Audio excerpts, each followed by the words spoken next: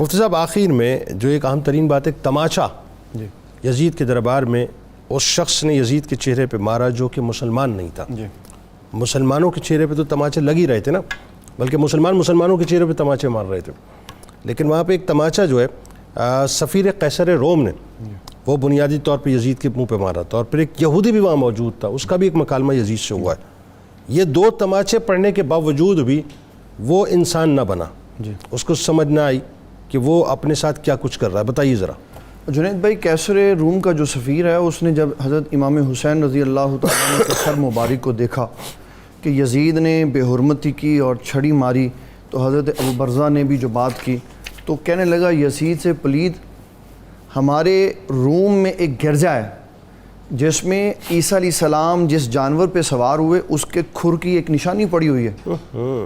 ہم ہر سال ہزاروں دینار اور درہم خرچ کر کے صرف اس کی زیارت کے لیے جاتے ہیں کہ اس کی نسبت ہمارے نبی سے ہے. اللہ. اور تم نے اپنے نبی کے نواسے کو شہید کر دیا. اللہ. جب اس نے یہ بات دیکھی کہ میرے دربار میں بیٹھ کر ایک غیر مسلم یہ بات کہہ رہا ہے تو اس نے کہا اس کو قتل کرو. اس نے کہا ٹھہرو، مجھے قتل بعد میں کرنا، اتنا خوبصورت میں نے چہرہ دیکھا ہے، پہلے میں ان کے نانا کا کلمہ تو پڑھ لوں. وہ قیصر روم کا جو سفیر ہے حضرت امام حسین کا چہرہ دیکھ کر مسلمان ہو گیا. اللہ. اور پھر اس کے بعد اس یہودی نے بات کی، اس نے کہا میں حضرت داؤد علیہ السلام کی اولاد میں سے 70ویں پشت میں ہوں. آج جب بھی میں یہود کے گروہوں کے پاس سے گزرتا ہوں کھڑے ہو کے میری تعظیم کرتے، اور تم اپنے نبی کے نواسے کو شہید کر دیا. اللہ. ان دونوں نے نسبتوں کا لحاظ بتایا کہ تمہارے نبی علیہ السلام سے اس کی نسبت تھی، اور اس نسبت کا ایک تعلق امام بخاری رحمۃ اللہ علیہ نے بخاری شریف میں لکھا. وہ کیا؟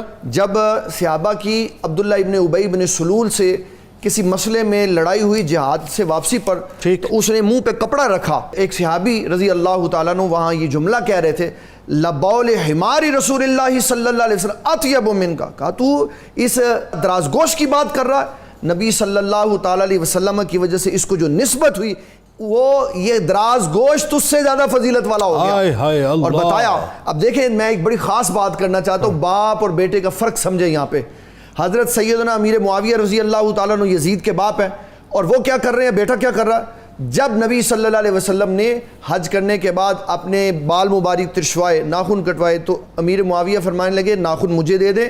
اس کو محفوظ کر لیا، اور جب آپ کی وفات کا وقت آیا کہا یہ میرے آقا کی نشانی ہے، میری اس کے ساتھ نسبت ہے، میری آنکھوں پہ رکھ دینا تاکہ اس کے سبب میری بخشش ہو جائے. باپ اتنی تعظیم کر رہا ہے اور بیٹے نے انہی کے نواسوں کے ساتھ اتنا ظلم کیا. اور اس میں جو صاحب مشکات نے ایک جملہ لکھا ہے نا، وہ تاریخ بدل کے رکھ دیتا ہے، لوگوں کی آنکھیں کھول دیتا ہے. وہ کیا کہا؟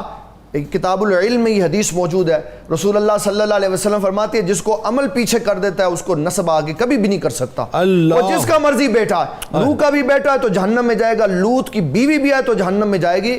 جب انبیاء کے تعلق بدعمالیوں کی وجہ سے اپنی بیویوں اور بچوں کو نہیں بچا سکے تو صحابی کا تعلق اپنے بد کردار بیٹے کو کیسے بچا سکتا؟ اللہ. یاد رکھنے والی بات ہے، جس کا عمل پیچھے کر دیتا ہے اس کا نسب اس کے لیے کوئی فائدے والا نہیں. اللہ. اور اگر باپ نیک ہے اور اولاد بھی نیک ہے تو اللہ تعالیٰ 7ویں پشت میں بھی فائدہ دیتا ہے. وَكَانَ أَبُوهُمَا صَالِحًا. جب موسیٰ علیہ السلام اور خضر علیہ السلام نے دیوار بنائی تو اللہ تعالیٰ نے حضرت خضر علیہ السلام سے فرمایا ان کو بتاؤ کہ دیوار اس لیے بنائی کہ اس کا باپ صالح آدمی تھا، اس کی نیکی کی وجہ سے میں نے بیٹے کے اوپر رحمت فرمائی. اللہ.